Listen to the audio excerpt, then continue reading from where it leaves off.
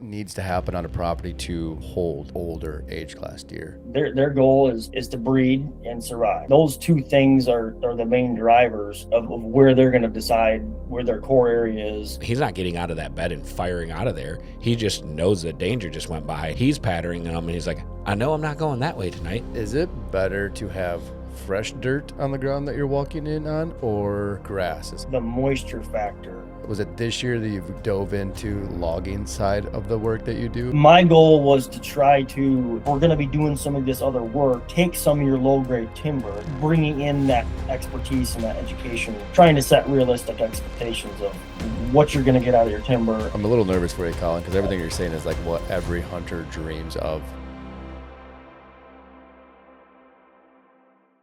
All right, we are back with the Everland podcast. We are fresh off the road, coming back from NWTF. Jay's voice is a little raspy this morning. Talk to 100,000 people and then see what happens. Yeah, so I'm going to try to do most of the talking on this with our guest. But NWTF show was a fantastic show. If anyone's never been there before, I highly I shouldn't say that. From a vendor perspective, it's an amazing show. To go there and see the show, I would be stressed out because it's just so busy. Like there was 130,000 people. If I was going to it, I would just highly recommend it, that you understand. You got to go into that thing with the right mindset. That it's bumper to bumper. It's bumper to bumper. It's crazy. It's chaotic. I would stay at the hotel there and just plan on not driving until you're leaving because it was chaotic. Yeah, but so we had a good show. We're rolling in. I loved the feedback that we got on the maps. People, we did a lot of bookings, so people finally got to see these maps in person. It was exciting because a lot of people came up to us and said, "I've been seeing you on social media, and I've wanted to see your maps before." And then even when they saw our maps firsthand, they're like, "Oh, wow, these are nice." Yeah. So that felt good. Yeah. Means we're doing something right. Really, we believe in the maps, and it's nice to get that reassurance once in a while from people as well. I think my favorite person was the guy. The original? He started Gander Mountain Magazine. Yeah. He was pumped about the maps. He was fired. And I've always been a big fan of Gander Mountain, so I like that. Mm-hmm. So we got a couple more shows coming up. We'll be at the Iowa Deer Classic. We will be at both. What are they called? Open season expos in Ohio, Columbus, Ohio, and also the Wisconsin Dells. So if you guys are interested in seeing the maps, come check us out. But more importantly, we have a guest on with us today. Kind of I wouldn't say a longtime friend, but we've known each other for a few years now. And I've had the privilege of talking to Collin and learning a lot from him. So I'm really excited to have you on today, Collin. If you want to just give a quick, just a quick brief summary of what you do and kind of introduce yourself to the audience, and we'll roll from there. Sure. Well, I appreciate you guys having me on here. I am a Michigan local. I grew up down in kind of the base of the thumb in Lapeer County, and grew up on a small farm down there. And that's where I kind of cut my teeth on just small properties, deer habitat manipulation, and was really fortunate to be involved with some local small cooperatives around us. And from there, got a lot of experience working with, different habitat guys, and really just interning and with several different well-known guys around the country doing that, and then working with a lot of other local foresters and doing a lot of other formal and informal educational different things that I've done over the years. And, really just been really fortunate to get on a lot of properties, and, started really small and just worked my way up, and organically tried to, build my business and my knowledge, from a lot of hands-on learning and other stuff like that. So yeah, that's kind of my background. I've worked in, I think I'm coming up on nine different states now. I have clients in, and I do basically everything from consulting services full habitat and hunting plans, all the way to all the implementation work. And then we've most recently added logging and select services onto our services that we offer for our clients. So Yeah, so as you can tell, he's got a well knowledge base of things. I think when it was funny, I really like how we ended up connecting is I got into my habitat like addiction and started like watching all the videos on YouTube, all this stuff, and I literally kept seeing you pop up. You were with was it Jim Brocker? Is that did I say his name correctly? yep. He's And with Extreme Deer Habitat. yep, and then who else did you kind of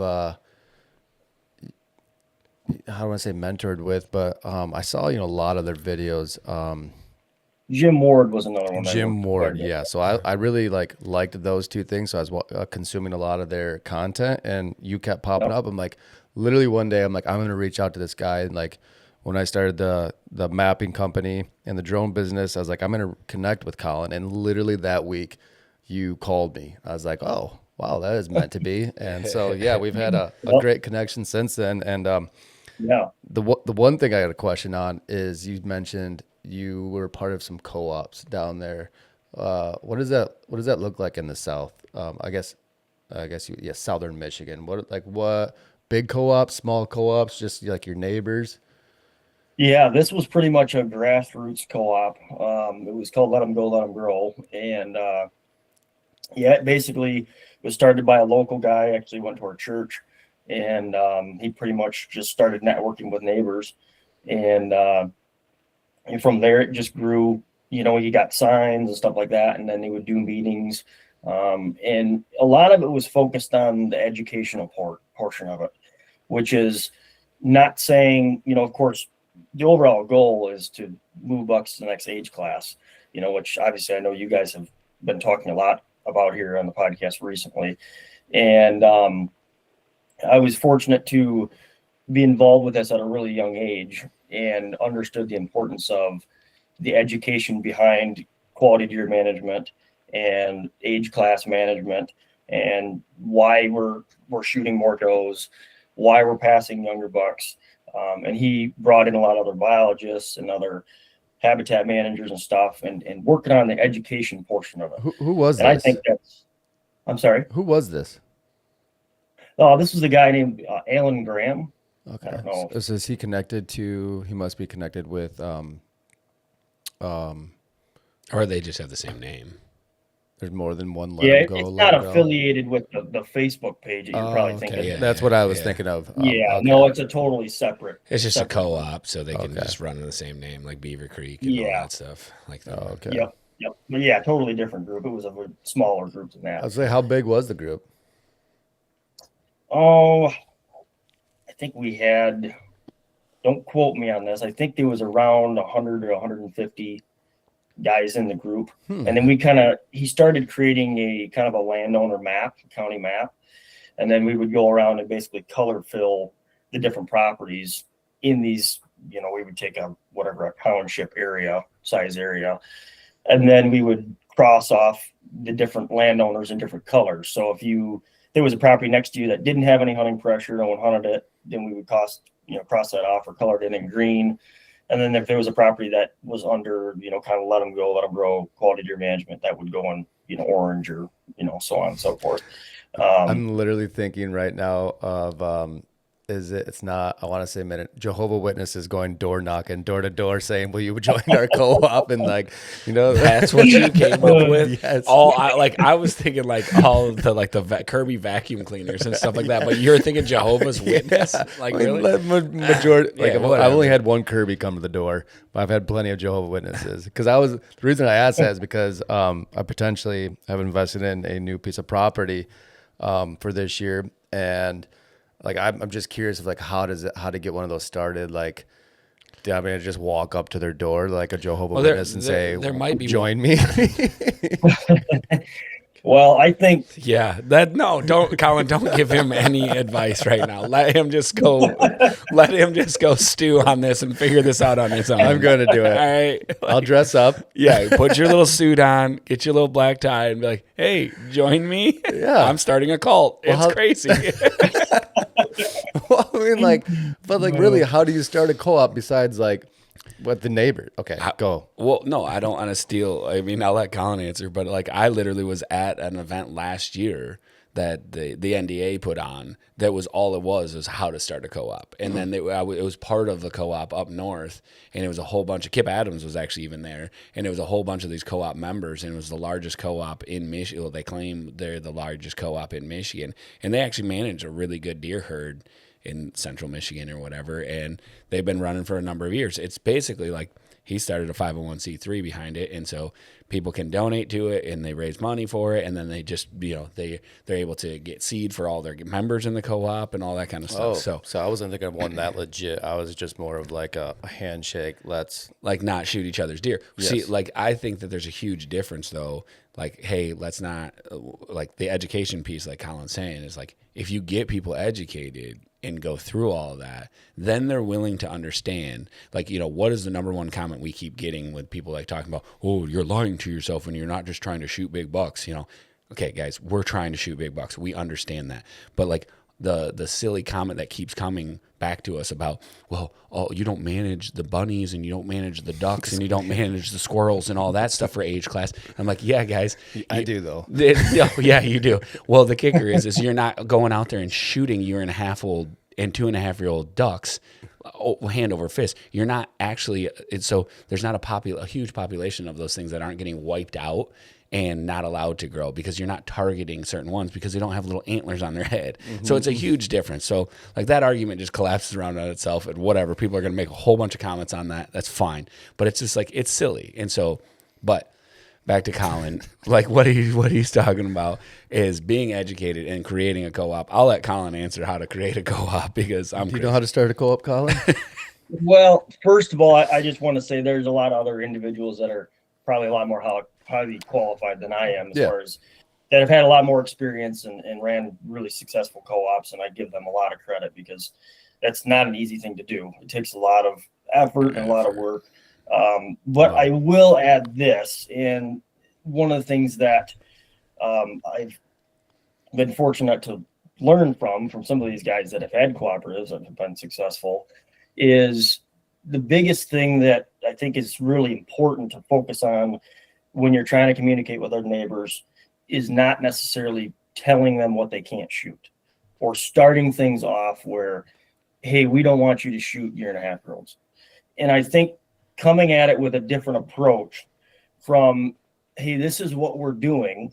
This is what we've been seeing, sharing trail camera pictures. And this is hard for a lot of guys to do, and including myself. Because very hard for me. We all are very, we put a lot of effort into our properties, into passing young bucks, and all these different things. And so it's hard to open up to, hey, this is what we're doing. This is what we're seeing. Hey, I'll show you some trail camera pictures of some deer that I passed.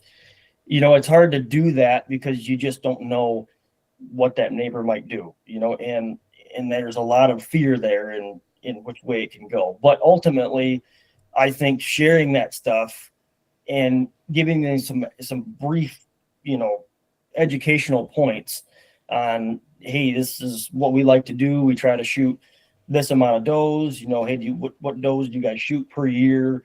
What do you think our deer densities are? Do you do any habitat management work? All these different quick things you can figure out, as far as where they're at and where their educational level's at.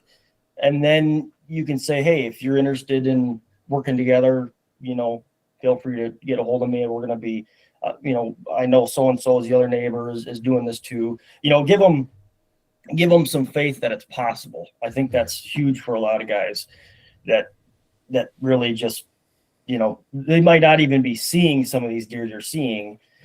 And a lot of times I find landowners go, well, that's not possible because I've never even seen that deer. Well, I think in a lot of cases, especially on my end of things, on the habitat management side of things, I see a lot of landowners that that they get bucks to that 3.5-year-old age class, and a lot of times they lose those bucks because they don't have the habitat there to support them. Yeah. And when that deer goes from 3.5 to 4.5 to 5.5, there's a lot of changes that happen. That deer is pretty much I would say a different animal, but he's definitely acting different, and he's going to use a property and seek out a lot more quality habitat, in those areas. And of course, a lot less pressure and social pressure. So Yeah. I think those are things to just keep in mind if you're wanting to network with neighbors and start getting started. Now I'm going to be doing this up at our farm. We've got a family farm in Manistee County, and I've had some great success with a couple neighbors that are really starting to get on board. But I've got a couple that are just not quite on board. But I'm going to focus on just sharing what we have done, and the habitat side of things. And I'm totally willing to, sit down and do a kind of an informal meeting and do a presentation on my background and the herd management side of things and the habitat management side of things. And, we'll just see where it goes from there. I think that's what the state needs more of, I think, is the grassroots groups. That's where I've seen the biggest impact. So did the neighbors that you approached up by your family farm, did you like just literally walk up to their door, knock on it, and be like, "Hey, my name is Colin. I'm not a Jehovah's Witness. Do you mind just chatting about like, hey, I hunt next door. Here's some trail camera pictures. Like, this is what I'm doing," and then kind of just. Have you ever talked to one of your neighbors before? You act like you've never. No, because I will 100% admit I get so the neighboring property to my dad's piece. Man, I hope they don't judge me if they hear this. But I'm being blunt and honest. They say that they're doing quality deer management. And I think they truly understand what they are, but they don't understand. Well, that's why Colin was so crucial when it comes to, it starts with education. And so that's where it's like, and that's what I haven't done. You believe that they believe that they're doing habitat management. They believe that they're doing improvements.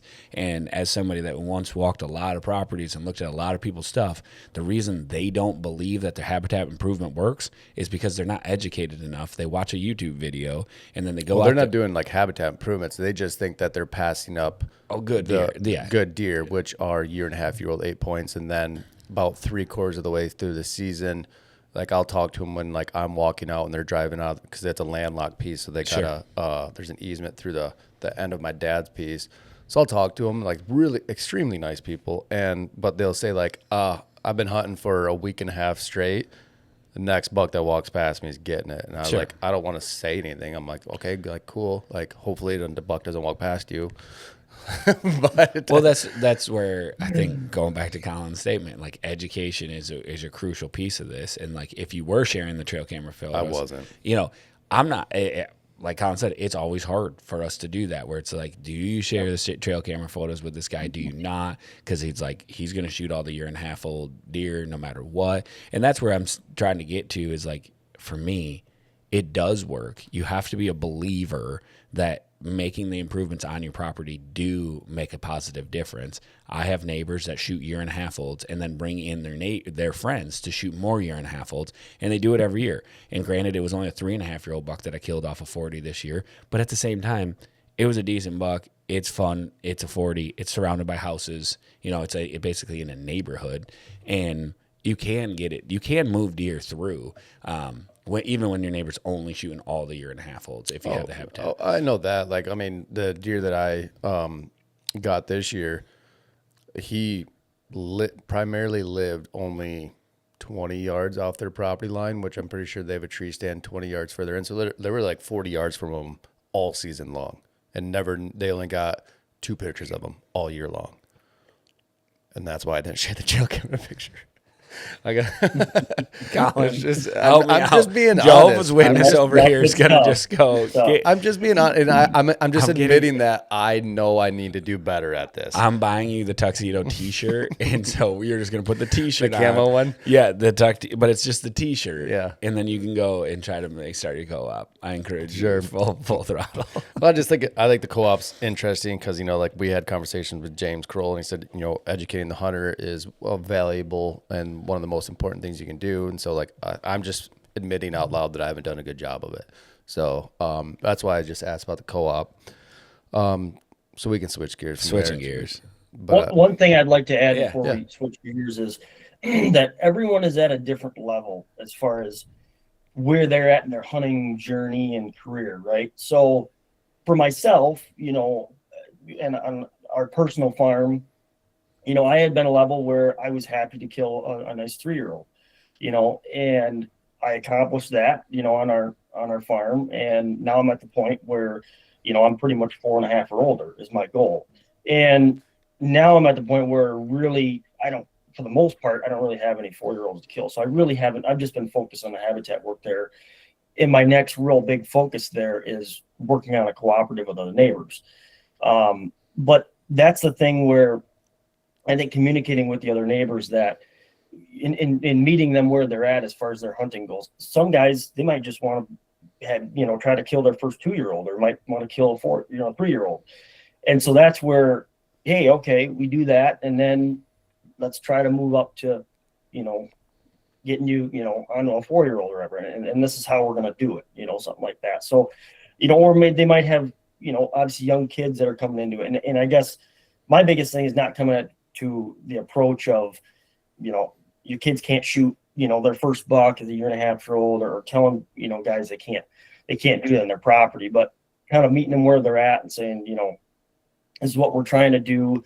Oh, if everyone can protect, I would say 50% of your, 2.5-year-old bucks, and a high, a little bit better percentage of your 3.5-year-old bucks, your chances of having some 4-year-olds, the next year is going to obviously increase. Yeah. So it's just a mathematical equation, that ultimately, if you can get a high percentage of those younger age class bucks, you can start to build to that age class, and overall, you're going to have a healthier deer herd, and I think everyone around you is going to be happier.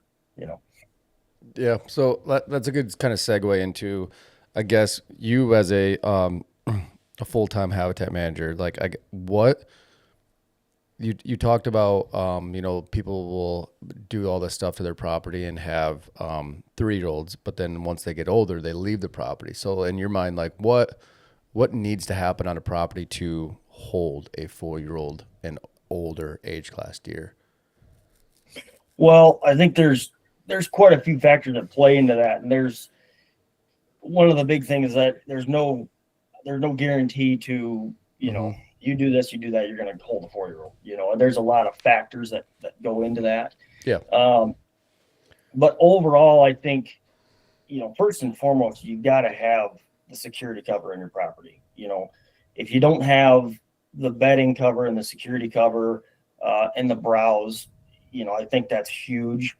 And ultimately, I think you can get those bucks to use your property as more of a core area, is what I'm typically trying to do on most properties I work on, where if I can use up a higher percentage of that buck's daylight time on that property where he feels really secure. And this depends highly on the property, and the size of the property. If you've got a property that, as an extreme, if you've got ag all the way around it and you've got the only 40 acres of timber, it may not have to be super thick or really good habitat, and you're probably going to hold some deer, and you may hold a couple of decent bucks because that's the only thing available. Now you take it to the other extreme and you're in, big wood setting, stuff like that. You've got a lot of space, you've got terrain features. There's a lot of places for that buck that he may,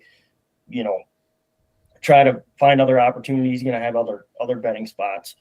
And ultimately, mature bucks, they want to survive. Their goal is to breed and survive, and those two things are the main drivers of of where they're going to decide where their core area is, and then of course, some of those things change seasonally. If you got an area with really high deer densities, there's a lot of social pressure too that I don't think gets talked about a lot. And I think that's something where ultimately managing your deer herd, lowering your deer numbers, I think play a big role. It can overall have a lot healthier age structure. So I'm gonna pause you there for somebody listening to this and thinking, because this is also going through my head. You say lowering the deer numbers, so less doe, more or less. But like when it comes to designing your property and having, let's say your goal is a 4-year-old or older deer, are you trying to create more room? And we'll say there's a 40 acre. I would say that's partially average on Michigan. So are you trying to put more doe, even though you're trying to lower the deer numbers, are you still trying to draw in more doe to that property in lieu of the 4-year-old deer, or are you giving him like his sanctuary and not focusing on the doe so much? Well, I would say that's highly dependent on the property. There's some properties where I feel you've got that they just have a lot more room, where ideally, if you can fit a lot more does closer to your food sources, which a lot of properties don't do, most properties, their deer are scattered all over the property. And typically I want to try to condense deer into certain areas, and I want to tell the deer where we want them to bed, right? Because that's the hardest part about trying to hunt some of these properties. If they haven't really been meticulously managed as far as the habitat management side of things, and there's no flow of movement, there's no design aspect. Deer are opportunistic. They're going to bed in, if there's a little 5-acre thick area up by the road, that's probably where most of your deer are going to bed if there's a food source adjacent to it. So we can really change where we want deer to bed based on our habitat features. So going back to what you were saying, if we can get does to bed closer to food where they naturally want to be, but most of the times they're not there because there's not the browse and security cover, then it allows us a lot more room on the rest of the property to hopefully fit some of these other bucks. And then when I work on a lot of swamp ground, obviously in Michigan, consulting a lot of properties, I can almost tell you exactly where most of your big deer are going to be. And they're going to be in, if that property has any type of island or low ground area that's got high points on it, that's typically where your bucks are going to be. There's obviously predators don't want to go out there because there's water and stuff surrounding it. The coyotes don't like water. There's less chance of hunters moving out there closer to them. They can not only, sometimes they've got a visual advantage, but they've also got a wind advantage out there with the thermals. And then they can also hear anything coming there. But the other aspect to that is there's no social pressure typically further out there, because the does are all closer to the ag fields or other food sources. So those bucks can be kind of in those satellite positions out in some of those wet areas. And that's where I find a lot of really good buck beds, a lot of good sign. And so sometimes I kind of use that same concept into, trying to get other bucks to bed on the property. And, ultimately, I think you've got to build enough depth of cover on a property where you can, there's kind of buffer zones in between these areas. And that's why typically I don't see that really small bedding area cuts, half acre in size, especially if that's probably the only really good security zone on that whole property. You're most likely not going to, have any mature buck of any age class, bed there. Now there's always exceptions to those things. But that's one of the things that I consistently see on properties, and it changes based on the terrain of that property too. I mean, and there's properties that have a lot of terrain features. You can typically fit a lot more bucks and a lot more deer in those properties. So for our listeners, and you threw out a term of which I really like and appreciate is, but Colin, could you walk through depth of cover for everybody?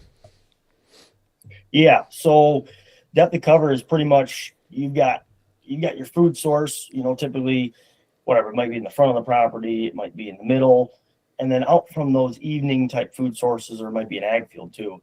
Then you've kind of got that first layer of cover, which is typically, you might have some shrubs or stuff like that that's growing around your ag fields. And then, my goal is to create kind of a feathered edge around a lot of your food plots. And that consists of pretty much, my first step, especially on the, forest stand improvement, timber stand improvement side of things, and the select cut logging side, is I want to take down some of your big mature trees along your wood lot, if you have some. And then once we get those trees out of the way, we can use a lot of your mid-story trees, like your elm, you got hackberry, you got ash, you might have some ironwood, some cherry, all those different species, which are really good browse trees. And then we can actually create that first layer of cover through some kind of creating a feathered edge through there. And then that also allows us to build that first layer of kind of a wall. And I'll get a little bit more into, how I like to design bedding areas and walls of cover and stuff. But then that allows us to get our first kind of buffer zone. So that wall, the wall that you're saying, is that like, let's say you got your food plot and it gets, you got your feathered edge, and then you have your bedding. So is that wall on the back side of the bedding to like really like physically, like visually separate deer? Is that how you're saying? Yes. Yeah, exactly. So ideally you would want to have that wall, and then you would have another opening, or, basically what I find around most ag fields and food plots is pretty much that buck sneak trail, where you're going to find a lot of your rubs assigned, but most people don't see that because they're not looking for it, and a lot of times it's not a very pronounced trail, but most of the time it's there, and you'll find rubs, you'll find scrapes like that, because those bucks are only using that for a short period of time during that breeding season for the most part. So from there, we can move back into creating these travel corridors that are in security cover. So we're cutting these travel corridors fairly hard. And then those will lead back into our main bedding cut areas. That may be, obviously, I want to create these on high and dry areas, on terrain features. And when I'm talking about terrain features, it might not be some big, hillside, something like that. On some flat property that I work in the thumb, it might only be a 5-foot elevation change. But when you go out and walk these properties in snow, that's 90% of where you're going to find deer beds is going to be on those high points. And those are also the areas where I want to pull some of the timber off of, get my main overstory canopy removed, and then work on my mid-story removal too. And so I want to cut these in pockets, and I want to typically spread them out on properties on these different areas. So it gives, ultimately we're trying to create a lot of opportunity, and the more bedding opportunities you can create on the property in different situations, it is going to be the best thing I've seen. And the more diversity we can get in browse in these areas is huge. Now we can go more into that if you want. Well, no, I'm just encouraged because, as you implement stuff in your own properties, sometimes you, like me personally, I've been doing this for a long time, but every once in a while I scratch my head. I'm like, am I doing the right thing? You know what I mean? And like right now I have I was telling you before we started recording, a 4.5-5 acre clear cut going on a 40 right now. And like, as you go and walk it, as that process happens, it looks like, a grenade or 15 went off in that area, and you're going, what did I do? But I'm really excited because basically there's a food to the north, almost to the north edge of the property, and this section of 5 acres connects. What the whole idea is, it's a long, narrow section in the middle of the property, and it connects it to the swamp, the river bottom bedding areas down in the bottom, that I can then, because it's a lot of popple and pine, white pine through that section that they're clear cutting. And my hopes is that regen will be great, and we can snake and braid like 5 or 6 trails through that, 5 acre clear cut that will then connect it to the food, and we'll get closer, doe bedding to the food, but then it allows the bucks to still bed in their current bedding areas, and then have that corridor in the middle where they're going to travel and browse through. And based on what I saw yesterday, I'm like, oh, this is going to be great because I'm going to be able to get some clover trails in there on those, Are you doing it in, like, when you say clover trails, are you planning on doing that literally in the clear cut or like on the edge? It'll be in the clear cut. And some of those like braided trails, like I envision them like some of those trails just being wove in around, and there'll be little islands out there of like cover and pockets. And then, they'll just be like quad trail type size. But because of how much canopy we're opening, I'll be able to, throw clover down them and all that kind of stuff. Fertilizer. And lots and lots of fertilizer. Maybe someday I'll grow up and like actually like get the soil to a place where it's like good and healthy. Like our vitalized guy like helped us out with like better understanding. But like, man, the more fert I throw, it seems like things just grow. I think I'm going to make that a slogan. The more fert I throw, the things just grow. So like, that's maybe I got a long ways to go on that side of things, but I like it. Yeah. So when you talk Well, about, and that's, go ahead, well, Colin. go ahead. I was going to say, when you talk about depth of cover, so we have our does stacked close to the food plot. So from my understanding, you have doe bedding and you have your wall, and then it goes into the travel corridor. So beyond that, is that where you're trying to stack bucks? Like how, when somebody thinks about this in their head and like trying to match it to their property, how close can that buck bedding be on the other side of the travel corridor to where the doe are bedding? Well, that's And again, that's like it can change on property. I totally, you can say that about Yeah. every single habitat question. It's different on each property, Right. but like general idea, like how close could you stack deer next to each other? Well, I mean, I think if you got the right security cover, I mean, no doubt I've seen bucks use doe bedding areas in Eastern Junction. And I think often the term, buck bed and doe bed and stuff like that, it can often get, I guess, construed where it's people think there's one or the other. Where there definitely can be overlap with where bucks, are going to bed. And ultimately that's the answer to the question is yes, bucks will bed. They can bed close to the food if you give them the opportunity and the security cover. And the other thing I'll mention too that I find often on properties is bucks are very smart on catching on to pressure and access routes and stuff like that. And so I see this often on properties where, I start consulting and they say, where do you want to start in the property? And a lot of times I'll say, okay, let's start on some high ground or go to your bedding area and stuff. Like we'll work from there. And I often find I ask them, okay, well, where do you access the property, stuff like that. And I'll find a lot of really good buck beds that have the sign, they've got the size of the bed, they've got the hair I'm looking for in the bed. And that bed is facing right back towards your access.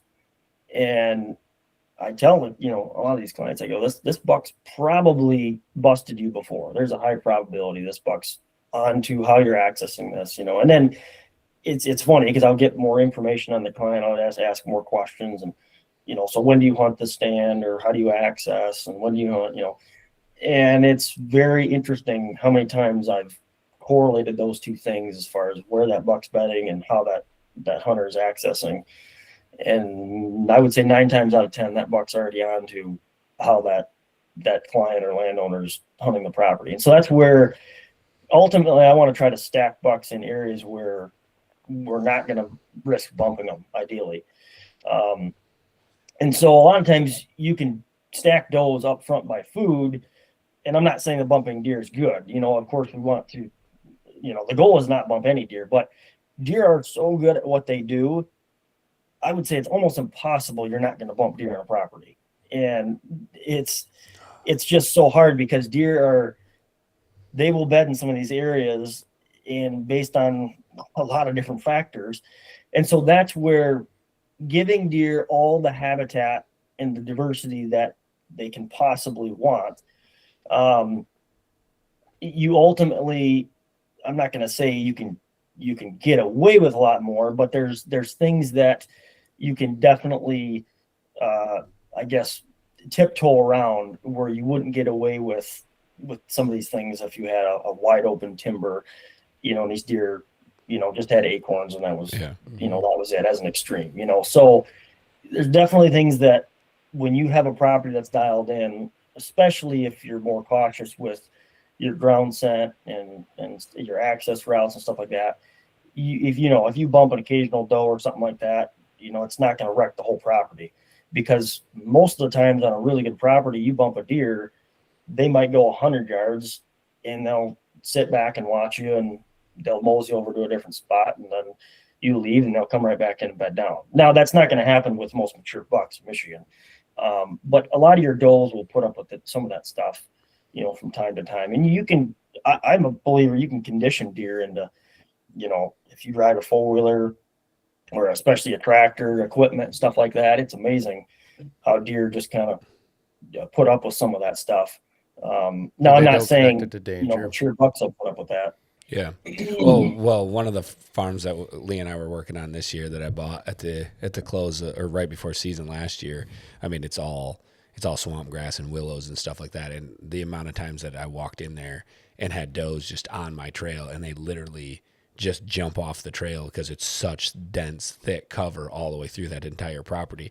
They just stand 5 yards off the trail. You get into the blind, and then they walk back out onto the trail just because they feel so secure and so safe on that piece. Like, I hate bumping deer. Lee always is giving me a hard time because I won't even I was stuck in a blind. We had like a podcast, and it was like at noon. I was like, dude, I'm hunting. There's a 3.5-year-old buck bedded down. He's like, you're not going to shoot it. Just get out. And I'm like, no, bro, I'm not getting out. I can't stand bumping deer. I'm just going to sit here. And he's like, what, are you going to just sit there all day and watch it? And I was like, yeah, because I don't want to bump that deer. But I snuck out. You bumped him, and then the neighbor shot him. I didn't bump him. I got out, dude. I got out. You Jehovah's Witness, just put your tux on. Sorry, we get crazy. Well, yeah, I think the screening cover, back to what I was saying, as far as bumping deer, and I think the visual side of it is huge. And I think that's where the more screening and compartmentalizing I can in some of these key areas can really give you as a hunter a lot greater advantage. Now, obviously, you don't want to, there's a fine line that I've seen as far as how hard you cut a property. You can definitely cut a property too hard where deer don't like being trapped, and we can talk about that. I also use that to my advantage, setting up stand and blind locations and access and stuff like that to deter some deer off certain areas. And then we're obviously creating a lot more better opportunity in some of these bedding areas and the way we're cutting them. So we're not trapping deer. They've gotten the screening. And that's kind of my concept of creating bedding areas and the concept of walls of cover and stuff like that, which Jim Ward really started several years ago and has began to, really, perfect that. And I've kind of taken that and just kind of ran with it and continue to just keep utilizing it on properties and making small changes as I see fit. And that's where I've learned the most, is getting to implement habitat work and then go actually back in and look at how those deer are using those habitat improvements, what the client's seeing, getting feedback from that. That's just been huge. I think when people get it, I went 100% victim to this. When you get excited about habitat work, you're thinking, what can I do to enhance my property? And you just start going to town. And I think a lot of people still overlook the access part. I know, again, I did 100%. I'm like, well, this is the bedding area. I can loop around. I'm like, no, it wasn't working out. This year was the first year that I went next level with my access. And from the spots that I previously hunted, I literally said, I can't get there anymore. Even though I loved hunting that spot, I can't go to that spot and hunt that anymore because it does more harm than good. So this year was the first year that I actually backed off and hunted really just the outside of my permission property. And for a 5-year-old deer, I was hunting a 5-year-old deer, and I got to see him.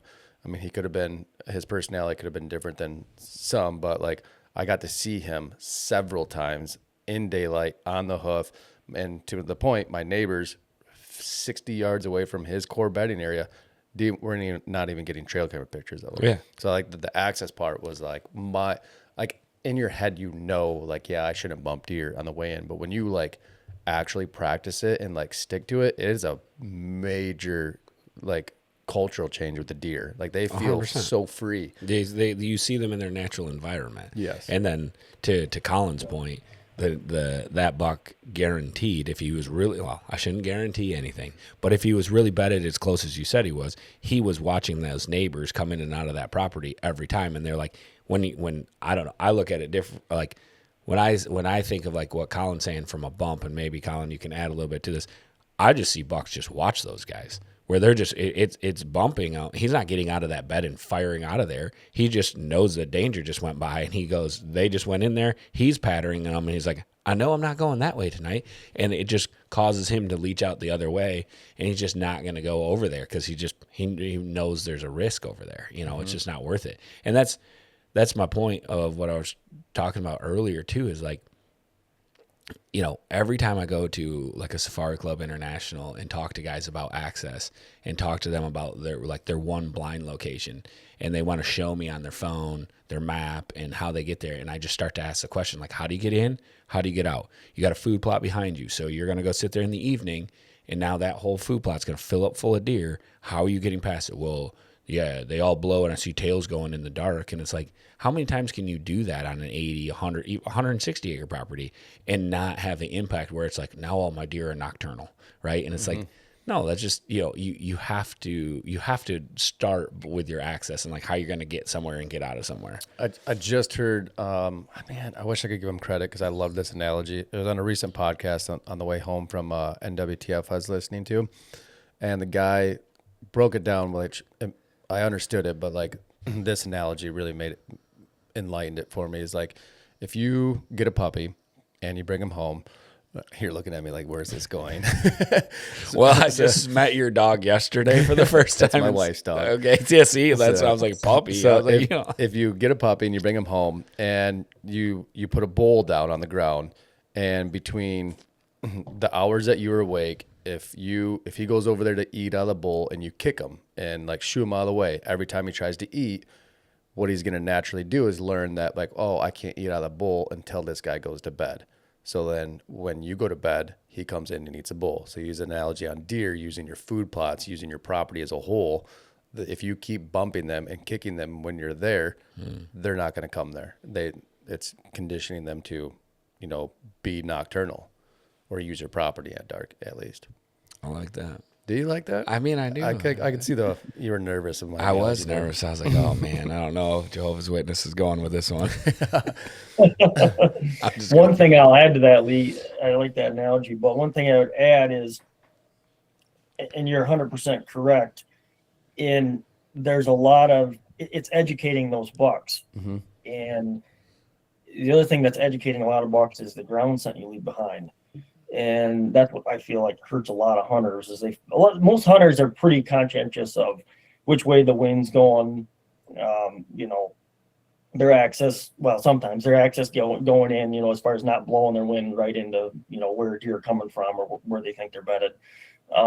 But most aren't thinking about the damage that they're doing to and from their stand. Yeah. And so for a lot of hunters, you know, maybe they're targeting a certain buck and they go in for a hunt to try to go after them, and for whatever reason it doesn't work out, you know, and they don't end up killing that buck, you know, the first sit or the second sit.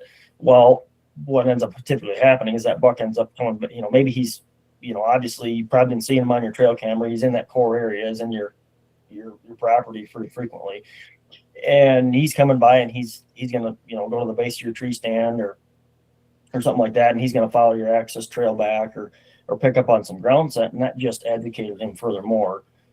And that actually confirmed with him from, okay, I've been seeing this guy coming in, you know, seeing this human intrusion, and then that just confirmed with him, okay, yeah, it is a predator, you know, it is a human. And, you know, and he might shift his pattern, you know, a little bit. So that's one of the things that I have also tried to do in the habitat side of things. There's ways to mitigate those, you know, issues and the way you cut timber, and I'll actually cut all the way around tree stands and stuff like that so deer can't get to the base of the tree, and dead end them, and there's all kinds of different strategies that that I've used to try to. I'd already Try to thought about mitigate that, but I like that because I think people even forget about like the doe side of this too. Like you get, especially in Michigan, we have like probably like 10-year-old doe walking around. Those are insanely smart creatures, very smart. And you think about you hunt, you have your go-to stand that you walk to every day. I 100% think that the doe. I mean, I looked at my dad's food plot, for example. Like they walk out and they literally those does literally know if my dad is in that blind or not, and they know where in this food plot he can go to just be to avoid him. And so like I think a lot of things, not only when you look at this and think about your access about bumping bucks or a buck doing it, I think this, you should 100% also consider the doe that are actually doing it too. Well, I think does and small bucks give people the false sense of security that they're not perverting their property, when in reality that they are. It's just that the small bucks and the does are walking out into the food plot, and so the guy's like, oh, he's still here, he's still going to do it, because they're coming there because they're aware of what he just did, and they know that they're safe, or they have the false sense of security that the doe and the small buck are safe, and so they keep doing that, and they're getting away with it. And so now the hunter dude thinks he's all set and he hasn't messed up his property, where in reality, like Colin just said, is like, no, that big mature buck has watched you multiple times. He's come out and he's boot tracked you, and he knows for sure that there's a threat there. So he ain't coming out in daylight. And eventually, if you push him too much harder, he's going to go reposition and find a new place to associate with the food, whether it's completely different bedding area, completely, a different property, whatever it is, he's going to figure out another place to go and stay. And that's where guys are like, I saw him. I had him all September. I had him all October. Then he went really nocturnal. I was like, well, what changed? You started hunting. You know what I mean? You started going in and out of the woods. That's what changed, not all this craziness. It's like, no, you set the table, you gave him the Ritz-Carlton, and then you just done pooped in the Ritz-Carlton. I don't want to sleep no poop bed. That's what basically just happened. Sorry. That's you made this awesome home for him, but you know what I mean? And then you pooped in it. You done pooped in it. You done crapped all over this awesome opportunity for this deer to live, and then you ruined it. Mm-hmm. So just start pointing at yourself. Yep. Sorry. No, I've seen that. I've seen that multiple times. I can create the best habitat plan. You can have the best habitat on the property, and if you're not hunting it right and you're blowing out the property, you're walking your dog on the property all the time. Yeah, you're not going to have deer there. You might have deer there. You might have does. You're not going to have mature bucks. Yeah. When it comes to access, is it better to have fresh dirt on the ground that you're walking in on, or like grasses? I've heard both. What's your opinion on that? Well, my biggest thing would be the moisture factor that I'm looking at. So obviously, like with a tracking dog, they can actually smell really good, after rain or something like that, because that moisture really exemplifies the scent. So that's where, and there's certain humidity levels that deer can smell really good in. I think it's right around that 50%. Don't quote me on that. 50 to 60% humidity is kind of ideal as far as when they can smell the best. But as far as the ground scent, I think the biggest thing is that for me that I try to focus on and try to tell clients is making sure that you're not rubbing up against other vegetation, stuff like that will hold that scent. Because typically you're just bare dirt and stuff like that, typically won't hold as much scent as leaves and other debris and twigs, twigs and leaves and stuff like that. So if you can try to clean those areas, the only downside that I've found to that is if you get a real cold, frosty morning and you've got a dirt access trail, it can be really crunchy. Yeah. Going all over. So yeah, there's pluses and minuses to that. Yeah, what I saw this year is I made this preseason. I hung a stand and made it I thought it was like an absolute bulletproof access. Dropped a couple trees to block and a couple openings I had to walk through, and made the quietest walking trail to my tree stand. And then the deer started using it, and I was like, "Oh no, well, I literally can't go to my tree stand anymore." Like, how do you?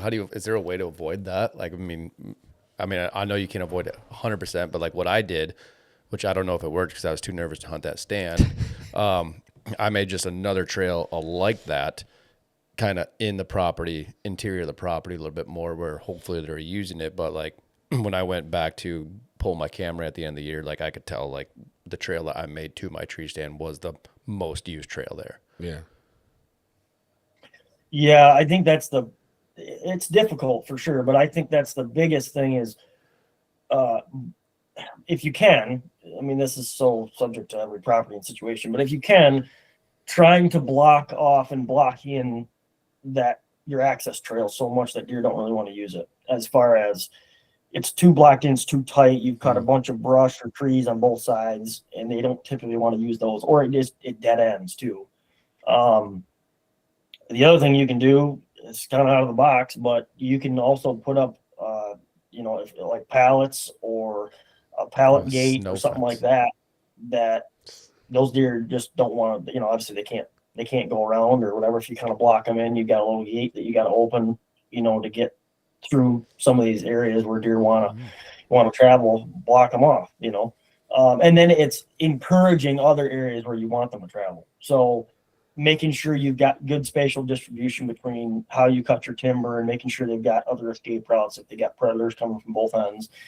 And then, obviously trying to give them the high stem count diversity on both sides. And then, planting all those too. So they've got a food value. We're having a food value on those travel corridors.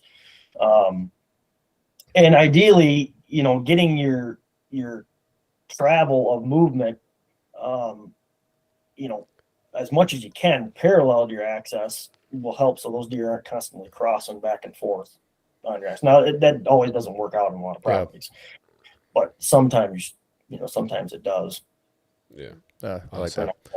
I think it's good. We've already been chatting for a while, and I really want to get into this topic because I know Jay's excited to talk about this. Is that your new?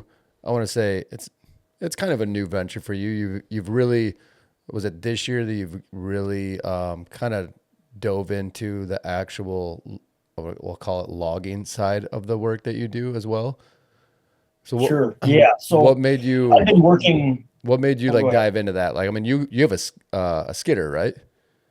I do. That's a commitment. So, what made you? Was there a gap in the industry that you saw that was like, this isn't being offered, so like this is how I can help people? Yep, 100%. So that was basically the big thing. And obviously meeting with a lot of landowners and had a lot of clients who I consulted for, put plans together for, and they said, well, I'd love you to come in and do the implementation work, and do cut all my bedding areas and do all that stuff. And it was hard on some properties. I said, well, really, everything needs to be done at pretty a systematic order. This is the first step. This is our second step. This is our third step, so on. So typically that first step for a lot of landowners and a lot of clients was getting some logging done in some capacity or another. And so I had been working with some local loggers. Actually, I'll give them a shout out. It's B&T Logging out of Marlette, Michigan. Tyler and Brandon have been really good. They've worked with me with a lot of client properties over the last couple of years. And so I've been fortunate to work alongside them. I've worked with some foresters, and I'm constantly networking with other guys and other foresters as I continue to take on more clients. And but it basically got to the point where it was such a bigger demand, and they had gotten so much busier. Local guys who'd been working with me, they had gotten so much busier, and I felt there was a need to where I could actually come in and look at things from a little bit different perspective. And this is, I'm not trying to say that loggers can't do this, or this is anything, trying to bash on the loggers or anything like that. But my goal was to fill the gap between, I've got a lot of landowners that have low ground timber, or they've got not a lot of high market value timber, or they've got small properties where it's hard for them to get a lot of loggers. Almost impossible. Impossible. People think you can just hire a logger all the time. So No, you can't. Exactly. You can't. Exactly. So and of course, this is not going to be some, I can do any job and anything anywhere. Obviously, there's a lot of factors that play into it. But my goal was to try to facilitate things for clients where, hey, I'm willing to, if we're going to be doing some of this other work, I'm willing to, obviously, this is highly dependent on what trees they've got, what the logistics situation is. But I'm willing to take some of your low grade timber, especially if you've got some high grade timber there too, where most loggers are just focused on, they're just taking your high grade timber and they're pretty much going to leave you with most of your lower value timber. Yeah. But for me, I'm willing to come in and take some of your high grade timber, obviously, if it financially works, and I'm willing to take a lot of your pallet wood, stuff like that. If the client's willing to, obviously there's going to be a little bit of a profit loss on some of that stuff. So, of course, clients have to understand that there's going to be you're going to end up getting a little bit less for your timber, but we're going to overall end up with a better product, and you're going to get closer to your overall habitat goals. And so that's where I just want to pause you there for a sec, Colin. When you talk about you're able to, because again, most loggers go into a project or a property and look at how much money can I make on this property. So you, as a business owner now, are going into that property and saying, how can I benefit the habitat the most?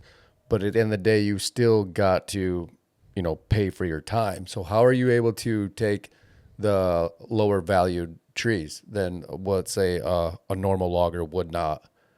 Do you just have like a special buyer for this, or? Yeah, so it's part of it is working with other buyers. Part of it is as well is being willing to we'll accomplish more stuff while we're in there. Yeah. And so that's where we get a little bit more of a return on your investment, as far as you're not going to make quite as much, but I'm willing to do some other things, as far as we'll make some access roads. I'm thinking about the whole thing as the property as a whole, and all of your design and layout and stuff like that. So, and of course, this depends on if they've got, most of the properties that I visit, they've still got some valuable marketable timber to it. And so that's where typically we can pull some of that marketable timber out, and then as well we can pull some of the lower value timber. What happens if you have so the property that I potentially own now, it has a few like red oaks, but there's maybe a couple hard maples, but mostly like soft maple, lots of beech, a lot of pines. There's seems to be hardly any marketable timber at all. So how could you approach that? Well, you just say no. That's when you say no. Yeah, some of that stuff, it's just a matter of, and some landowners have to be willing to say, okay, I know I'm not going to make a whole lot of money off this, but either these trees are going to stay here and they're going to basically reach maturity and fall over, or we're going to pretty much, break even. You might make a little bit of money, and I'm willing to come in and cut your timber and reach your habitat goals, and do what's better. And typically for the woodlot in the forest, which a lot of properties are in need of, is take a lot of that kind of junk timber out. Now there's certain stuff that we can't cut because it's not worth anything. But then you come back through that's where I would come back through with my timber stand improvement services after we do a select cut. And then we're opening up around your oaks. And in a lot of the ways, it's just highly dependent on the job. We're trying to cut, and this is all dependent on what the landowner's goals are and how we're going to cut it. Does the landowner just want deer habitat? Then we'll cut some of these areas a little bit harder. Do they want to do, is there potential or future timber value on the property that's just not mature yet, that we need to do some timber stand improvement and open up around it.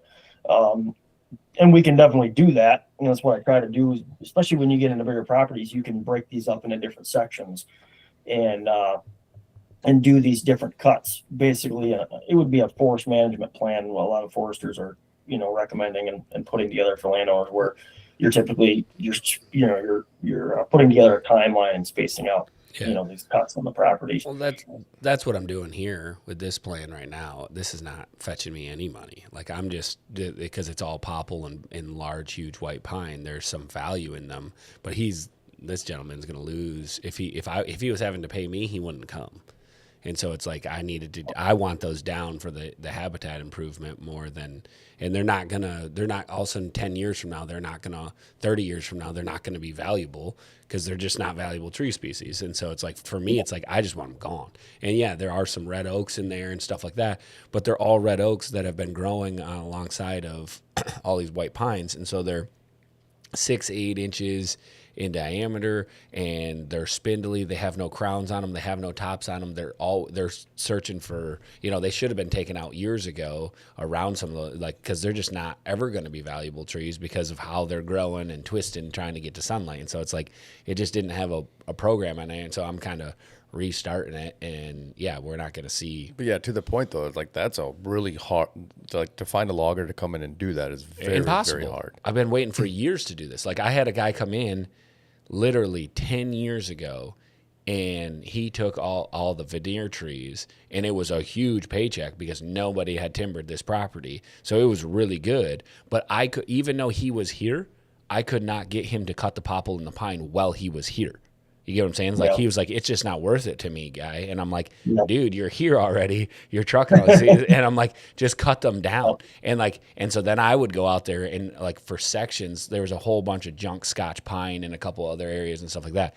And dude, you can ask my wife, man, like every Saturday from like noon to 4, I'd be out there just falling Scotch pines and then just piling them up and like just trying to get them out of there just to get regen in those areas. Cause there's nothing, they're 10 inches in diameter and they're just junk, and you're just falling them just to get, sunlight to the forest floor. Cause otherwise it's just choked off and there's nothing growing underneath them. And yeah, there's some thermal cover aspects to that. That's great. And you could find some sheds in the wintertime, but that's not what I'm after. That's not what you needed there. Right. Yeah. So one thing when I, on my dad's property, I brought in a forester, and honestly, like I was kind of like, even his mentality was very focused around the timber value more than anything habitat. Well, that's why I love that Colin's going after this, because it seems like to me, it seems like a very untapped market, because every one of my old clients that I ever talk to, I'm like, hey, call in a logger. They're like, dude, they don't want to do what you're asking them to do. They want to do what they can do for the timber value. And so they don't get it. Like I've worked with, I think this is probably like my personal like 10th logging operation or, time where I've had a logger and different guys, and I've worked with some of the same guys over and over again. And I know what I'm going to get when I call this guy. I'm like, I know he's going to come in. He's going to give me buku bucks for the veneer timber because I know it's there. But I'm not going to get really what I want.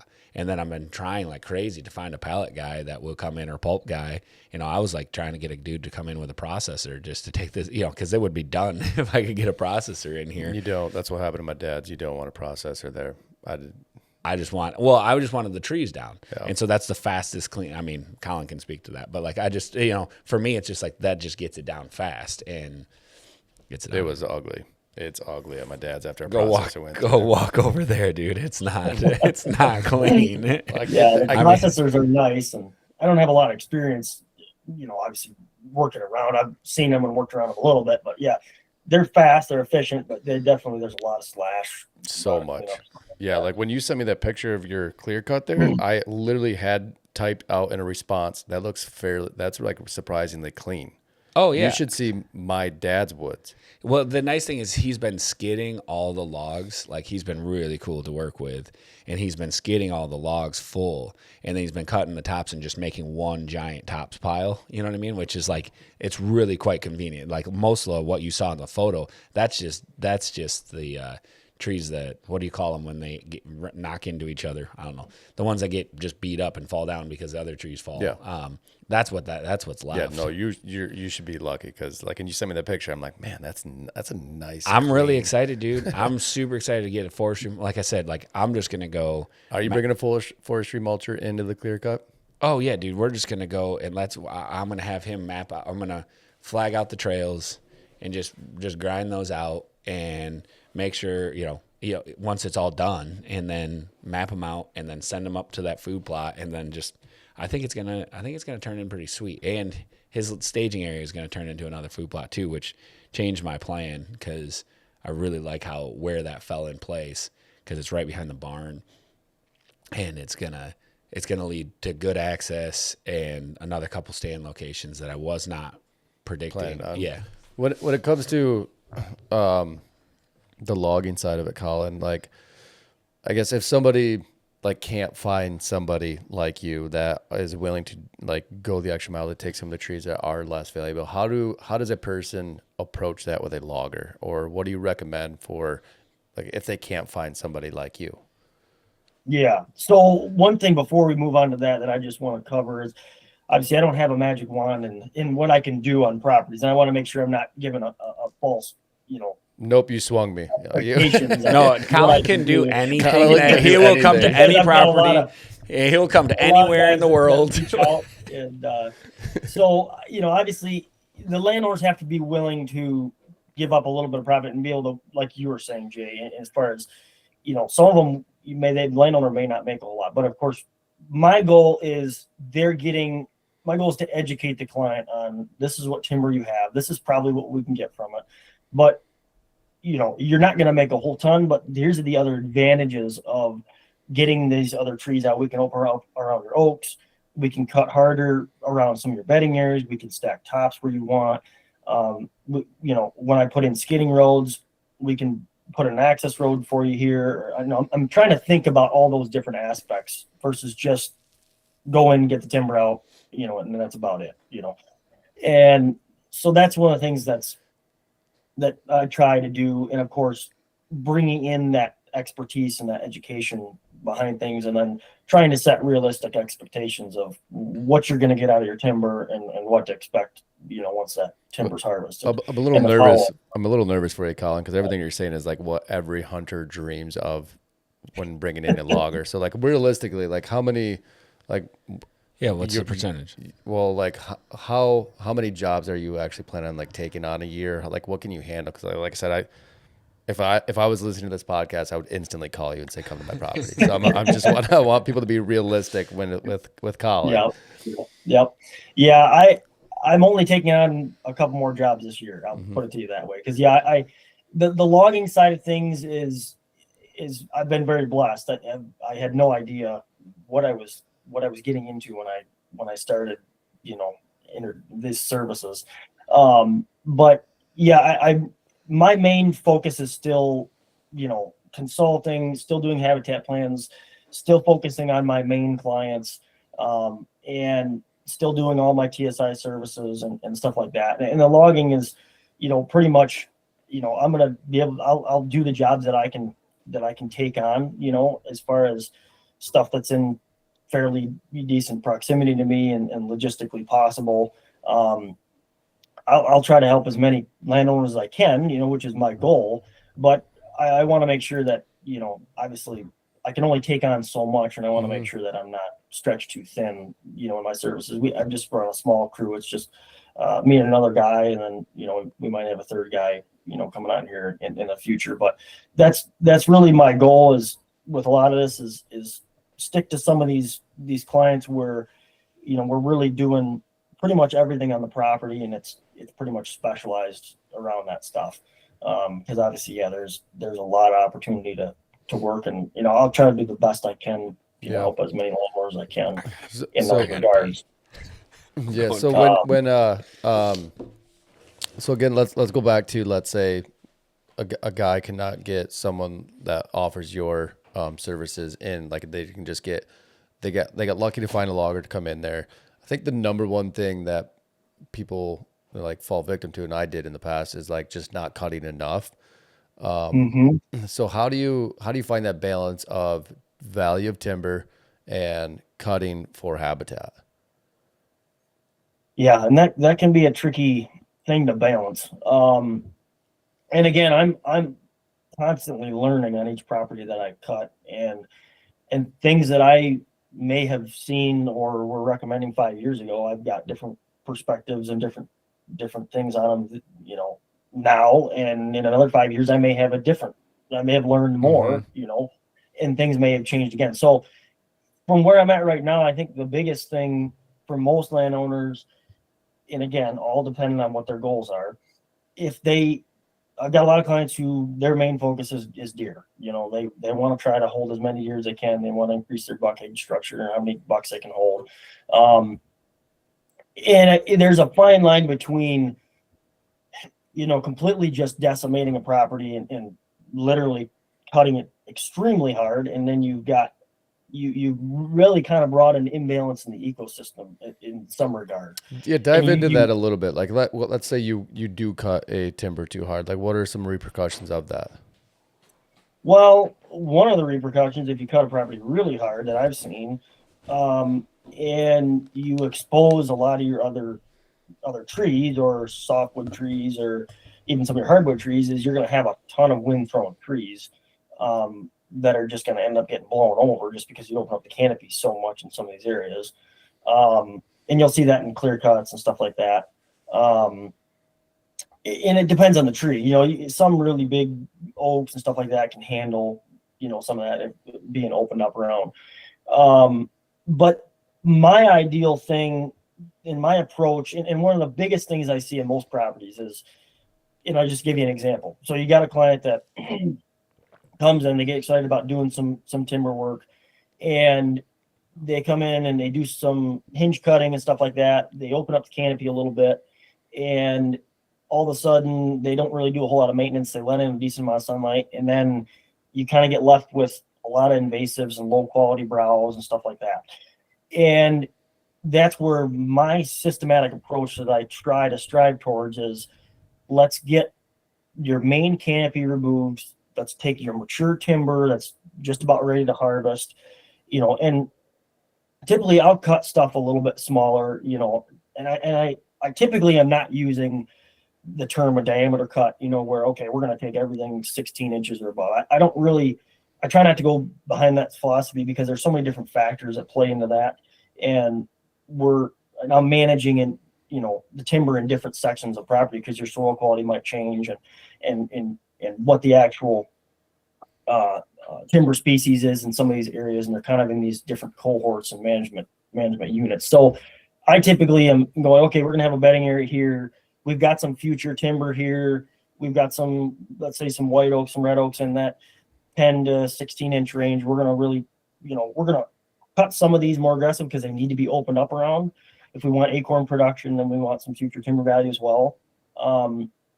But we're also going to leave a couple of these sections, because the other thing I see too is, if you want future timber value, if you expose trees too much, they end up just basically apicormic sprouting, and you get a huge, pretty much a trunk that's turns into a bush, which really lowers your timber value. So there's ways that you could cut to still protect some of those trees, where we're opening up the main overstory canopy, getting that tree more sunlight so it can photosynthesize more.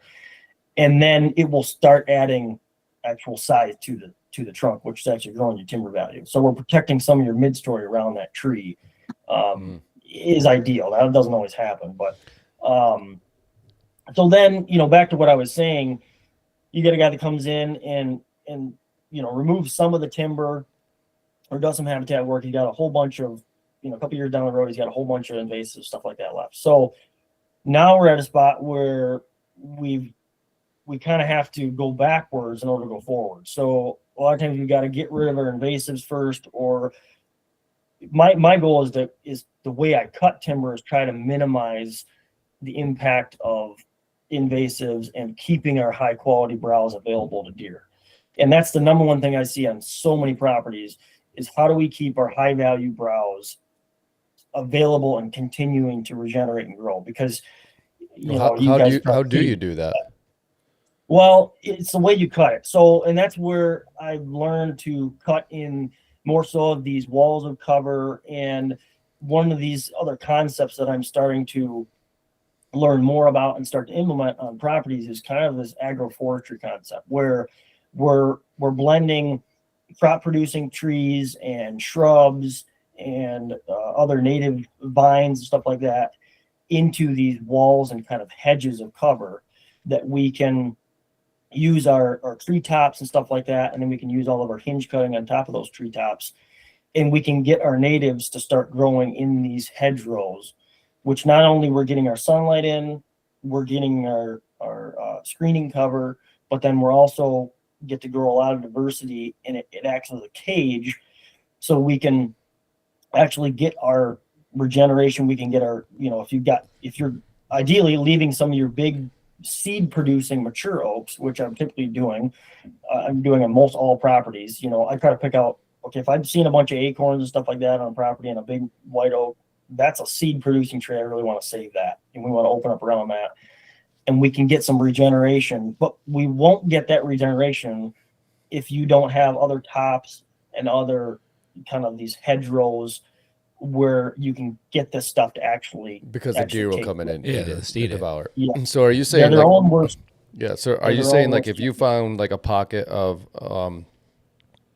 really sought after shrubs or browse, you will more or less protect that with dumping trees on top of it?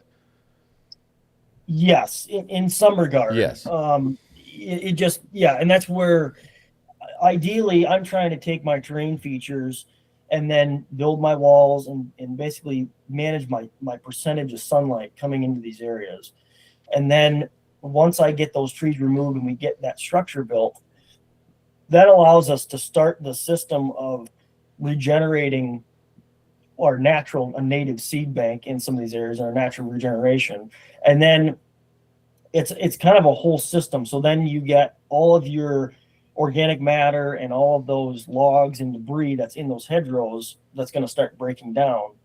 And those fungal groups will all start breaking down and feeding that next group of plant species in there. And you can also speed up that process with adding in, you can go through and put in, potted oaks and bury them down in these hedgerows. You can put apple trees in there. You can put shrubs in there. You can put native vines along it that will creep all along. So that's kind of the term of the agroforestry, is trying to incorporate some of the stuff into these bedding areas where we can get our natives to really start taking off. And then, of course, the other aspect of it is trying to remove some of your invasives if you got that in there. But if you have your natives growing in there, we can also restore a lot of our soil quality in some of those areas, because a lot of times it's an imbalance in soil quality and your overall ecosystem, and that's why you're having a lot of those invasives. And now most of what I see is just because of deer browse. They just eat the best and leave the rest. Yeah. And you're left with a lot of low value stuff. So my goal is to come up with kind of fail safes, things that we can do to minimize failure and increase our native browse in the way we cut timber. And it's not necessarily one size fits all. There's a lot of things that play into it, but it's just a concept and things I've been working on and continuing to keep working on properties. And, because it's inevitable. Almost every property I go to has more deer than what the, property can really carry. Right so on. That One obscure question that I have you ever implemented the practice of, like, if you do a clear cut and you have like a popple regen in an area, have you ever come back with a forestry mulcher once that regen gets to like 1 inch to 2 inches in diameter and just mow that and let it regen again? Yeah, absolutely. When I'm looking at properties, pretty much everything I'm looking at, unless it's a hard or soft mass tree, is about 50 inches or down. So that's everything that's at the deer's level. Yeah. So as soon as it gets out of the deer's level, it's pretty much it's cover. Yeah. But there's no food value to it. So my goal on most small properties is I'm always trying to think about how can I get cover and food in these areas, and how can we get screening, and we can compartmentalize deer, and how can we move them around on properties. And so that's kind of where the agroforestry hedging walls of cover concept has come in. And this is not really a new concept. This has been used over in Europe and stuff for many, many years. And they've done this actually on the like sheep and wildlife or livestock end of things. And they've been using the concept of hedging and hedgerows, and actually it used to be called half cutting, and that's where hinge cutting actually came from. It originated from. is originated from over there, and that concept has been brought over to the deer habitat side of things, and then it turned into the hinge cutting side of things. So my goal is kind of restoring it back to its old concept, if you will, and it's kind of a spin-off of that. In it's not a one size fits all. And hinge cutting has to be done in correlation with other practices, and that's one of the things I often see is guys have great intentions. They go out, they start cutting their timber or whatever, but they're either cutting the wrong tree species, they don't have the sunlight in there, they're not thinking about things as kind of a holistic approach or looking at the whole property and how it flows. And not only that, they're not connecting all their cover. Right. And most properties, I want to connect all my covers so the property flows. So yeah, no. those are the things I often see. So, like when, let's say, go back to like a small clear cut section. Is it better then to bring in the forestry mulcher and get that all cleaned up as fast as possible, or let it like degrade into the soil? I mean, well, I guess if you mulch it, it's going to degrade into the soil. My opinion is no. Like I always tell everybody, if you have a timber harvest, like he's saying, I leave the tops for 1 to 2 years and let the trees grow up underneath there, the good species, and then pull some of them out, and then you let some of the young ones get browsed and all that. But that's my opinion. I was just picturing you with a forestry mulcher in your clear cut, and I feel like you're just gonna like go like no. I was not garden. sorry. I was not gonna just like have him mow that whole thing and just clean all of that. I'm just gonna have him steer and Trails. make some trails, and then we're gonna, like he's saying, hedgerow it, is like we're gonna push those into piles, and then it's gonna steer them, and we're gonna have like a bigger pile in the middle, and maybe there'll be some smaller trails that kind of enter into that, and then there's a smaller bedding pocket there, and more trails, and like I have this in my map in my head of how it's all gonna look. And I can't wait to actually map it in a couple of years. it's not a See if couple years. We're gonna map it like in like 3 weeks. Well, here I'm saying like when it grows out. it's gonna grow up fast. It's gonna grow up tomorrow. So maybe Yeah, because it's getting rained on right now. Yeah, the rain's coming down. There's sunlight's hitting the forest floor. It's gonna just blow up, and you're gonna be running around there in your tuxedo T-shirt, being like, Well, I think that's one thing that people need to like grasp too. Is like even me again personally. After you get it cut, it does take some time to get that regen to actually come up. It's gonna be a pokeweed forest though this year, and so like I've seen this ground bounce back, and so that pokeweed is gonna. I have a high suspicion the amount of pokeweed that I had in here that popped up, as you know what pokeweed is. Yes. And I had it in my food plot this year, and it just exploded through this woods the last time we did a timber harvest. And so, I mean, maybe Colin can speak to this a little bit. Like, I liked it the first year because it just had instant cover. You know what I mean? Like, it was just... How tall was it getting? Oh, dude, way over your head. Oh. It just shot up, just blew up everywhere. And so there was pokeweed everywhere.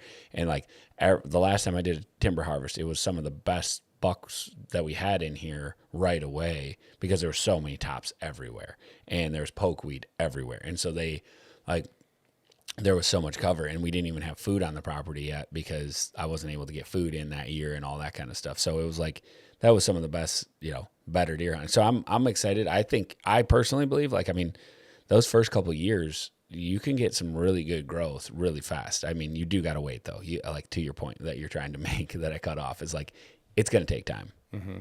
So, but yeah, no, I often see that.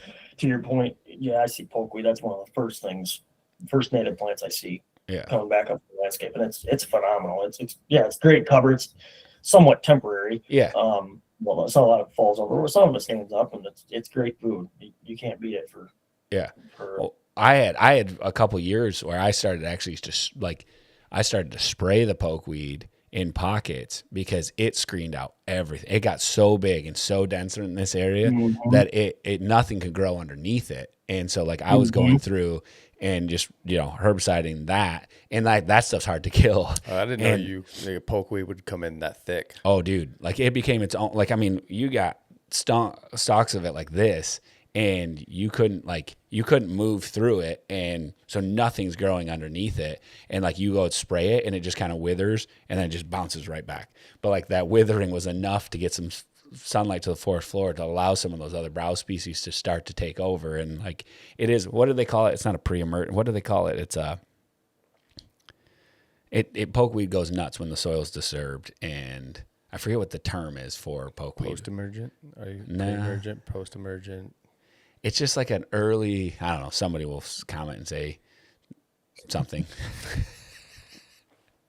What's it called, I Colin? don't know if It anybody's just- going to track with you right now. I'm not sure what exactly you're I'm not talking sure about. what No one is. exactly I'm going after, all right? So like no one knows what I'm going after. It's You're a saying it's in the native seed bank. yeah, but it's a plant needs that a disturbance. yeah, it needs a disturbance, and it comes out really furious and fast when the earth is disturbed and stuff like that. There's a term for it. Whatever, somebody knows it. It's science. It's above my If- pay grade, I If guess. you just say it's science, it's totally fine. So it's science. Everything is- and yeah. Well, awesome, dude. Well, like, really appreciate you taking the time and chatting about all this stuff. Now I just want you to like Come over to my- yeah, just come on down, get in the car. It's rainy today, and just walk around Yeah. and make sure I'm not crazy. Well, actually, you know I'm crazy, so it doesn't really matter that part. So Yeah, well, I No, mean, as I say, to No, that I was point, just like gonna when say, you look at your own property and you just second guess yourself, and it's great to have that second and third opinion on it. That's why I legitimately, Colin, next time you're in the area, reach out, because I'm going to bring you to my potentially new property. sure, I'd love to. Absolutely. So if so Colin basically said that he can handle as many logging jobs as anything he you wants. want him to do, he'll do it. but He'll do it. I would love to say I could do that, but I'm very blessed to have a lot of business right now and trying to manage that the best I can with keeping everybody happy and not making sure everybody has we're accomplishing jobs on a decent schedule and obviously that's another thing too is if landowners are willing to wait a little bit, I'm scheduling stuff out in the next year, especially for jobs that are going to have to be done during the winter, softwood jobs, or they might be low ground stuff where we can't get equipment in, so there's stuff like that where if you're willing to wait, be patient, then I could potentially that's one thing too with the loggers that I experienced with, like they were like full head of steam ahead. They were like, I'm going to get this done as fast as possible. And then we got rain. Oh man, did it destroy the property. What's happening right now? Yeah, your property. Well, like it was so frozen and so good and all that kind of stuff. And then all of a sudden he's like, I'm going to be there tomorrow because we're going to knock this out. And I'm like, oh, sweet. And then it was just like, oh, 50 Please don't come degrees. back for I was like- another month. I'm like, oh, my driveway, because we got to semi all those logs out down my driveway. So that's going to be, over a bridge. yeah. Yeah, there's a lot of challenges and a lot of logistics Yeah. to logging, and there's a lot of guys that have a lot more experience than I do, and obviously I've been fortunate to work with some of these guys. I'm continuing to learn, what you can do and what you can't do, and it's tough. There's a lot of logistics. There's dangers involved. There's risks. So my goal is to try to be as transparent as I can and honest with landowners, and just say, hey, this is what you've got, and that's part of my timber process is, when I come out and scale a job or something like that, hey, typically I'm doing a lot of share cuts with clients, so if they got grade wood, stuff like that, a lot of times we'll do a profit share on a percentage basis, that I can, do on that property, depending on the logistics and what timber values there and stuff like that. And that way everybody, it keeps everybody honest and everybody, on the same page as far as what they've got. Because many times, you can come out and have a property scaled and the loggers might give you a check for, what you've got standing there. But until you get that timber to the landing, it may scale less, it may scale more, and it's ultimately, you don't know until you get it all out to the landing. And so that's what I try to do with landowners, say, hey, this is what I can give you, as a bare minimum, and then we'll see what it cuts. Once we get out to landing, we can scale it all. And then, if it scales over, here I can give you this much more, for your timber. So that way you're getting the That's most awesome. you can out of it. Yeah. Yeah, also rare. 'Cause I'm pretty. My father got screwed. Sure.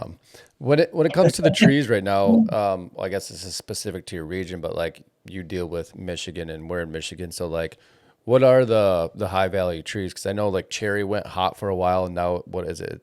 Cherry's basically pointless, and Yeah, there's not a huge market that I've seen. I'm constantly trying to network with other timber buyers and stuff, yeah, throughout the state. But yeah, I haven't seen a huge jump in that. Pretty much your top ones are going to be walnut is going to be your number one still. And then pretty much from there it goes white oak, or hard maple. Hard maple's actually been down more recently.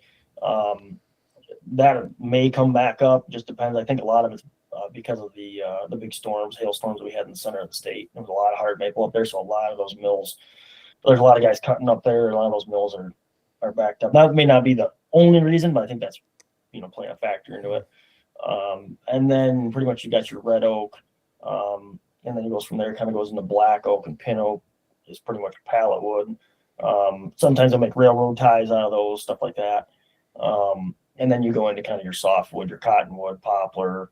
You go to soft maple, and sometimes if your soft maple's growing in higher ground, it'll cut a little bit cleaner, which is basically you won't have a lot of worms.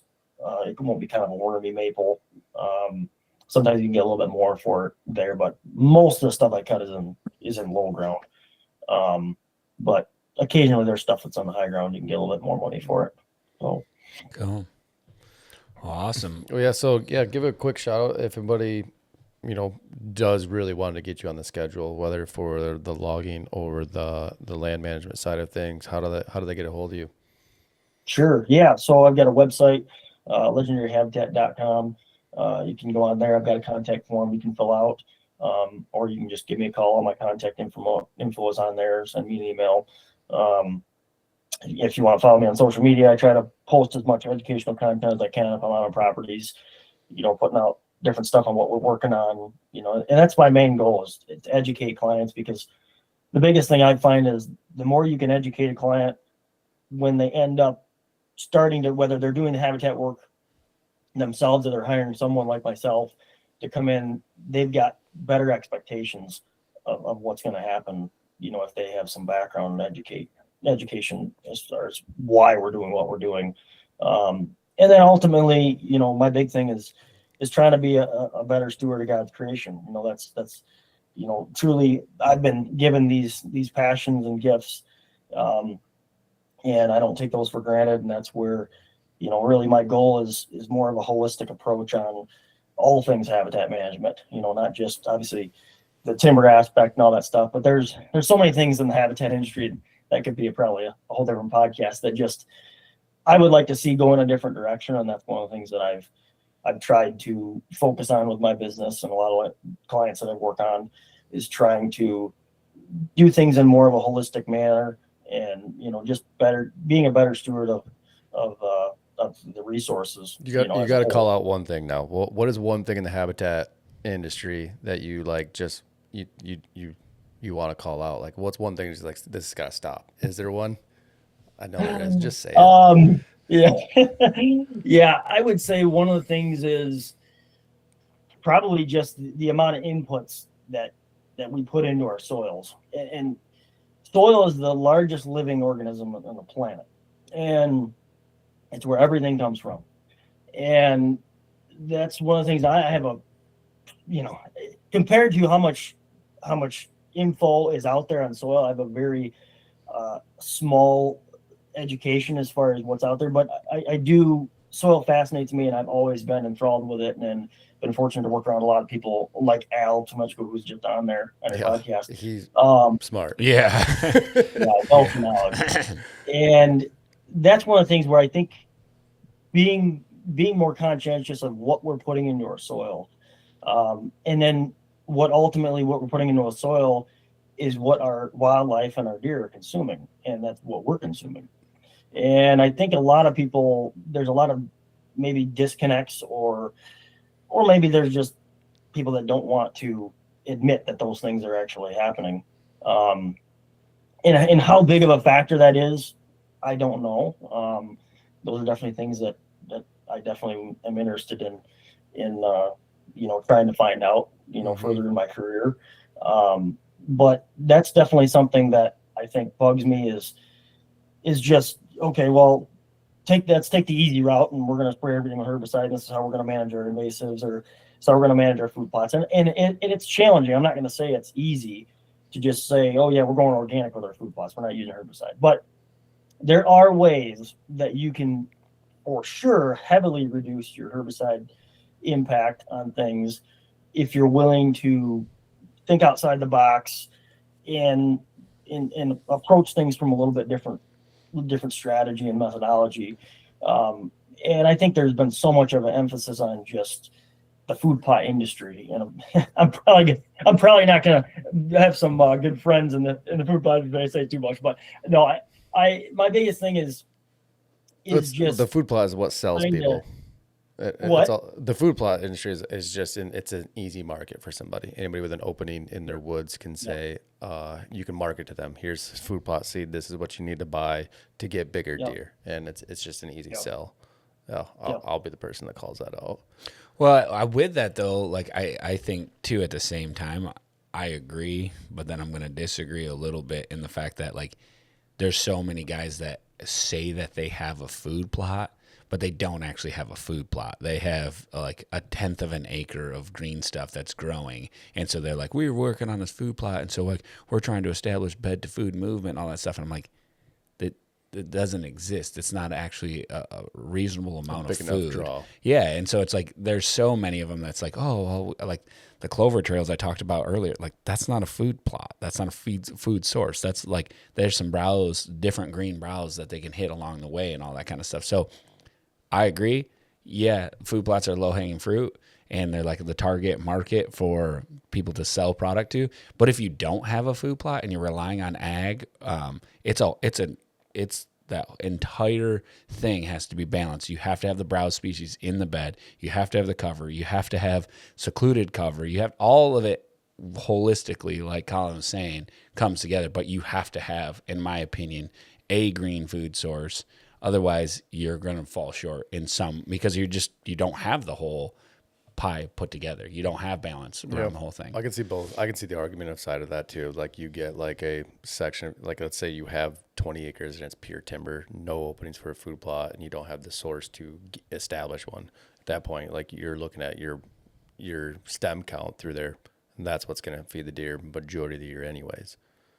Oh, I totally agree. But again, if we're trying to make it a holistic approach and you want to get everything done, it's like, what can you do and what you can't do? And that's where, like, I love how Colin put it. It's like the way I always start out with any property plan or whatever. It's like, what is that guy's goal?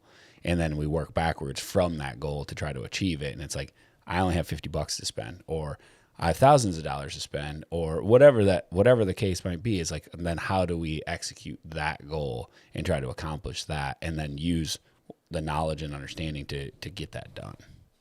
So, yep, absolutely. Well, I appreciate it. Yeah, and that's where I think coming at it from a different approach, where I think a lot of guys we've been so conditioned to these manicured, perfect food plots where they don't have any weeds in them, and they don't have any stumps, so there's no debris in them and stuff like that. Where I think changing that mentality to, I've grown some of the best food plots ever on client properties where we have turned mature timber, but we've protected our soil in those areas, because those are very fungal dominant soils, and they're some of the best soils you can have. And if you protect that soil and you clear that food plot right, then you can not only grow a lot more tonnage out of those food plots, but they're a lot more attractive. Yeah. And using the right plant species. And I've got a couple where we can come in at the right timing. We can clear those food plots of the trees and debris. We can take that top leaf litter off. We can either stump ground the stumps or bring in small equipment and pull them strategically. So we're trying not to disturb as much of our soil as we can and protect that top organic matter. And then we can come in with perennials and stuff like that we're keeping that soil covered as much as we can. And I've had some of my best food plots in those areas. So just things to think about. Not everybody has that situation, but there's a lot of situations where you can use that to your advantage, and you're starting out on the right foot where you're not trying to play catch up with all these weed issues and stuff for a long time. Well, that's why I'm kind of crying a little bit, because the frost has come out of the ground out of that staging area, because I was loving the fact that the frost was protecting all that soil in the staging area, because they were staying on top of it. Now it's turned into a muddy, slick mess, and it's just going to strip out all those soils as they spin and turn and spin and turn and stack logs and all that kind of stuff. So it's unfortunate, but hopefully it'll freeze up a little bit and we can keep that organic matter there. So. But yeah, well, getting living roots back there as soon as you can is going to be your biggest thing. Yeah, trying to get other plants. Yeah, we're gonna hit it. We're gonna hit it hard with some spring rye and some different things like that, and then just keep some stuff, vegetation on it as fast as we possibly can. So as soon as they're out of there, it'll probably be that temperatures. I can frost seed some stuff in there and get it established. So yeah, cool for sure. All right. Well, thank you again, man. It was awesome to get to know you and chat and stuff. I think we do we have you back, and we do a just like bullet point best way to clear for a food plot. Yeah, and we'll just stay full focus. We'll just stay full focus on that. It's like, all right, scenario 1 will be pine tree, clearing pines to put in food plot. Scenario 2 will be hardwoods, clearing food plot. Scenario 3 would be like, mixed timber, putting in a food plot. You're in just like how you'd go at each one of those. And that way guys that hearing this, they're like, oh, okay, like this is what I'm going to do. And this is what I need. You cool with that? Yeah, absolutely. Awesome. Yeah. Cool. We appreciate it. Thanks, Colin. guys. I really appreciate you guys having me on here. And I love what you guys are doing with the podcast. And, thanks, and you forgot to plug. Colin's got a podcast too that I really enjoy. You had Mr. John Teeter on last time. Really great podcast. So again, thank you. Yeah, Legendary Habitat, not to be confused with Legendary Whitetails, which I did. Sorry, Colin, I've confused it so many times in the beginning. It just rolled off the tongue. Legendary Whitetails. Remember? Did you ever get Legendary Whitetails gear? Yeah, dude. Oh yeah, yeah. Sorry. So it was a compliment, Colin. Legendary Habitat. Yeah, Legendary Habitat. So don't mess it up. It's Legendary Habitat. Yeah, and I'll link you below in the description too. So yeah, seriously, guys, world of knowledge. If you want to know anything more, reach out to Colin. He's willing to log every piece in Michigan. So, well, and we got to plug the Rise dude down in Tennessee. Love Jesus, awesome. Hunt turkeys. I love it. My favorite saying I've ever seen. And you should have seen this, Colin. So we were I would say on the NWTF show, we were like on the side. Oh yeah. But like, as we were setting up, I was like reading these people's shirts. I'm like, oh, that's pretty cool. I love Jesus, hunt turkeys. Yeah. I love both of those. Yeah. And it was the coolest thing I've seen at the show is like when people came around the corner and saw those shirts.